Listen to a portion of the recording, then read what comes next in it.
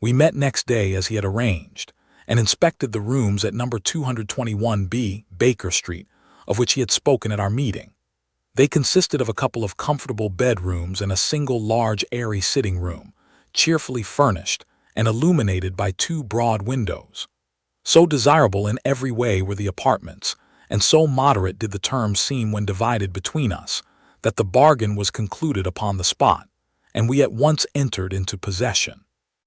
That very evening I moved my things round from the hotel, and on the following morning Sherlock Holmes followed me with several boxes and portmanteaus. For a day or two we were busily employed in unpacking and laying out our property to the best advantage. That done, we gradually began to settle down and to accommodate ourselves to our new surroundings. Holmes was certainly not a difficult man to live with. He was quiet in his ways, and his habits were regular. It was rare for him to be up after 10 at night, and he had invariably breakfasted and gone out before I rose in the morning. Sometimes he spent his day at the chemical laboratory, sometimes in the dissecting rooms, and occasionally in long walks, which appeared to take him into the lowest portions of the city. Nothing could exceed his energy when the working fit was upon him, but now and again a reaction would seize him, and for days on end he would lie upon the sofa in the sitting room, hardly uttering a word or moving a muscle from morning to night. On these occasions I have noticed such a dreamy, vacant expression in his eyes that I might have suspected him of being addicted to the use of some narcotic, had not the temperance and cleanliness of his whole life forbidden such a notion. As the weeks went by, my interest in him and my curiosity as to his aims in life gradually deepened and increased. His very person and appearance were such as to strike the attention of the most casual observer. In height he was rather over 6 feet, and so excessively lean that he seemed to be considerably taller. His eyes were sharp and piercing, save during those intervals of torpor to which I have alluded, and his thin, hawk-like nose gave his whole expression an air of alertness and decision. His chin, too, had the prominence and squareness which mark the man of determination. His hands were invariably blotted with ink and stained with chemicals, yet he was possessed of extraordinary delicacy of touch, as I frequently had occasion to observe when I watched him manipulating his fragile philosophical instruments. The reader may set me down as a hopeless busybody when I confess how much this man stimulated my curiosity, and how often I endeavored to break through the reticence which he showed on all that concerned himself. Before pronouncing judgment, however, be it remembered how objectless was my life, and how little there was to engage my attention. My health forbade me from venturing out unless the weather was exceptionally genial, and I had no friends who would call upon me and break the monotony of my daily existence. Under these circumstances, I eagerly hailed the little mystery which hung around my companion, and spent much of my time in endeavoring to unravel it. He was not studying medicine. He had himself, in reply to a question, confirmed Stamford's opinion upon that point. Neither did he appear to have pursued any course of reading which might fit him for a degree in science, or any other recognized portal which would give him an entrance into the learned world. Yet his zeal for certain studies was remarkable, and within eccentric limits, his knowledge was so extraordinarily ample and minute that his observations have fairly astounded me. Surely no man would work so hard or attain such precise information unless he had some definite end in view. Desultory readers are seldom remarkable for the exactness of their learning. No man burdens his mind with small matters unless he has some very good reason for doing so. His ignorance was as remarkable as his knowledge. Of contemporary literature, philosophy, and politics he appeared to know next to nothing. Upon my quoting Thomas Carlyle, he inquired in the naivest way who he might be and what he had done. My surprise reached a climax, however, when I found incidentally that he was ignorant of the Copernican theory and of the composition of the solar system. That any civilized human being in this 19th century should not be aware that the earth traveled round the sun appeared to be to me such an extraordinary fact that I could hardly realize it. "You appear to be astonished," he said, smiling at my expression of surprise. "Now that I do know it, I shall do my best to forget it. To forget it. You see, I consider that a man's brain originally is like a little empty attic, and you have to stock it with such furniture as you choose. A fool takes in all the lumber of every sort that he comes across, so that the knowledge which might be useful to him gets crowded out, or at best, is jumbled up with a lot of other things, so that he has a difficulty in laying his hands upon it. Now the skillful workman is very careful indeed as to what he takes into his brain attic. He will have nothing but the tools which may help him in doing his work, but of these he has a large assortment, and all in the most perfect order. It is a mistake to think that that little room has elastic walls and can distend to any extent. Depend upon it, there comes a time when for every addition of knowledge you forget something that you knew before. It is of the highest importance, therefore, not to have useless facts elbowing out the useful ones. But the solar system. What the deuce is it to me? You say that we go round the sun. If we went round the moon, it would not make a pennyworth of difference to me or to my work. I was on the point of asking him what that work might be, but something in his manner showed me that the question would be an unwelcome one. I pondered over our short conversation, however, and endeavored to draw my deductions from it. He said that he would acquire no knowledge which did not bear upon his object. Therefore, all the knowledge which he possessed was such as would be useful to him. I enumerated in my own mind all the various points upon which he had shown me that he was exceptionally well informed. I even took a pencil and jotted them down. I could not help smiling at the document when I had completed it. It ran in this way. Sherlock Holmes his limits knowledge of literature.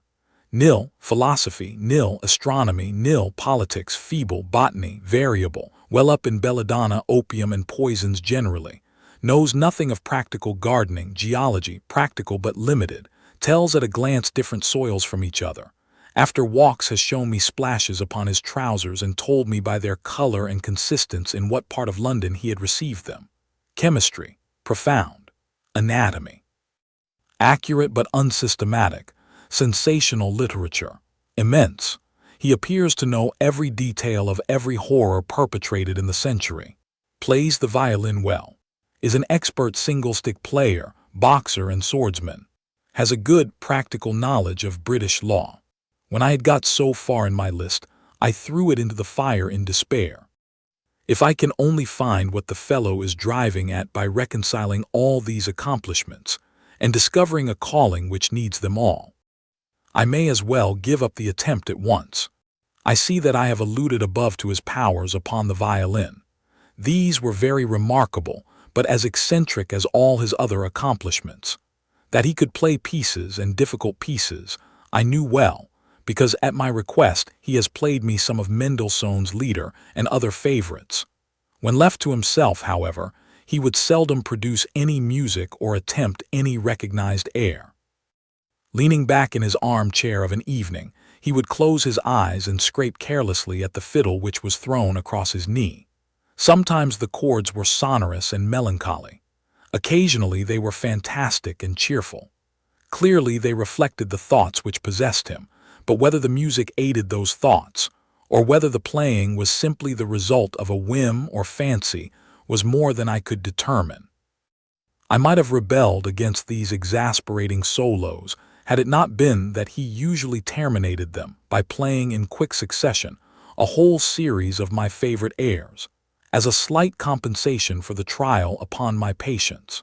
During the first week or so we had no callers, and I had begun to think that my companion was as friendless a man as I was myself. Presently, however, I found that he had many acquaintances, and those in the most different classes of society. There was one little sallow, rat-faced, dark-eyed fellow who was introduced to me as Mr. Lestrade, and who came 3 or 4 times in a single week. One morning a young girl called, fashionably dressed, and stayed for half an hour or more. The same afternoon brought a gray-headed, seedy visitor, looking like a Jew peddler, who appeared to me to be much excited, and who was closely followed by a slip-shod elderly woman. On another occasion, an old white-haired gentleman had an interview with my companion, and on another a railway porter in his velveteen uniform. When any of these nondescript individuals put in an appearance, Sherlock Holmes used to beg for the use of the sitting room, and I would retire to my bedroom. He always apologized to me for putting me to this inconvenience. I have to use this room as a place of business. And these people are my clients. Again, I had an opportunity of asking him a point-blank question, and again my delicacy prevented me from forcing another man to confide in me. I imagined at the time that he had some strong reason for not alluding to it, but he soon dispelled the idea by coming round to the subject of his own accord. It was upon the 4th of March, as I have good reason to remember, that I rose somewhat earlier than usual, and found that Sherlock Holmes had not yet finished his breakfast. The landlady had become so accustomed to my late habits that my place had not been laid nor my coffee prepared. With the unreasonable petulance of mankind, I rang the bell and gave a curt intimation that I was ready. Then I picked up a magazine from the table and attempted to while away the time with it, while my companion munched silently at his toast. One of the articles had a pencil mark at the heading, and I naturally began to run my eye through it. Its somewhat ambitious title was The Book of Life, and it attempted to show how much an observant man might learn by an accurate and systematic examination of all that came in his way. It struck me as being a remarkable mixture of shrewdness and of absurdity. The reasoning was close and intense, but the deductions appeared to me to be far-fetched and exaggerated. The writer claimed by a momentary expression, a twitch of a muscle or a glance of an eye, to fathom a man's inmost thoughts. Deceit, according to him, was an impossibility in the case of one trained to observation and analysis. His conclusions were as infallible as so many propositions of Euclid. So startling would his results appear to the uninitiated that, until they learned the processes by which he had arrived at them, they might well consider him as a necromancer. From a drop of water, a logician could infer the possibility of an Atlantic or a Niagara without having seen or heard of one or the other. So all life is a great chain, the nature of which is known whenever we are shown a single link of it. Like all other arts, the science of deduction and analysis is one which can only be acquired by long and patient study, nor is life long enough to allow any mortal to attain the highest possible perfection in it. Before turning to those moral and mental aspects of the matter which present the greatest difficulties, let the inquirer begin by mastering more elementary problems. Let him, on meeting a fellow mortal, learn at a glance to distinguish the history of the man and the trade or profession to which he belongs. Puerile as such an exercise may seem, it sharpens the faculties of observation and teaches one where to look and what to look for. By a man's finger-nails, by his coat sleeve, by his boot, by his trouser knees, by the callosities of his forefinger and thumb, by his expression, by his shirt cuffs, by each of these things, a man's calling is plainly revealed. That all united should fail to enlighten the competent inquirer in any case is almost inconceivable. What ineffable twaddle! I cried, slapping the magazine down on the table. I never read such rubbish in my life. What is it? Why, this article, I said, pointing at it with my egg spoon as I sat down to my breakfast. I see that you have read it since you have marked it. I don't deny that it is smartly written. It irritates me, though. It is evidently the theory of some armchair lounger who evolves all these neat little paradoxes in the seclusion of his own study. It is not practical. I should like to see him clapped down in a third-class carriage on the underground and asked to give the trades of all his fellow travelers. I would lay 1,000 to 1 against him. You would lose your money, Sherlock Holmes remarked calmly. As for the article, I wrote it myself. You? Yes, I have a turn both for observation and for deduction. The theories which I have expressed there, and which appear to you to be so chimerical, are really extremely practical, so practical that I depend upon them for my bread and cheese. And how? Well, I have a trade of my own. I suppose I am the only one in the world. I'm a consulting detective, if you can understand what that is. Here in London, we have lots of government detectives and lots of private ones. When these fellows are at fault, they come to me, and I manage to put them on the right scent. They lay all the evidence before me, and I am generally able, by the help of my knowledge of the history of crime, to set them straight. There is a strong family resemblance about misdeeds, and if you have all the details of 1,000 at your finger ends, it is odd if you can't unravel the 1,001st. Lestrade is a well-known detective. He got himself into a fog recently over a forgery case, and that was what brought him here. And these other people? They are mostly sent on by private inquiry agencies. They are all people who are in trouble about something and want a little enlightening. I listen to their story, they listen to my comments, and then I pocket my fee. But do you mean to say that without leaving your room, you can unravel some knot which other men can make nothing of, although they have seen every detail for themselves? Quite so, I have a kind of intuition that way. Now and again, a case turns up which is a little more complex. Then I have to bustle about and see things with my own eyes. You see, I have a lot of special knowledge which I apply to the problem and which facilitates matters wonderfully. Those rules of deduction laid down in that article which aroused your scorn are invaluable to me in practical work. Observation with me is second nature. You appeared to be surprised when I told you, on our first meeting, that you had come from Afghanistan. You were told, no doubt. Nothing of the sort. I knew you came from Afghanistan. From long habit, the train of thoughts ran so swiftly through my mind that I arrived at the conclusion without being conscious of intermediate steps. There were such steps, however.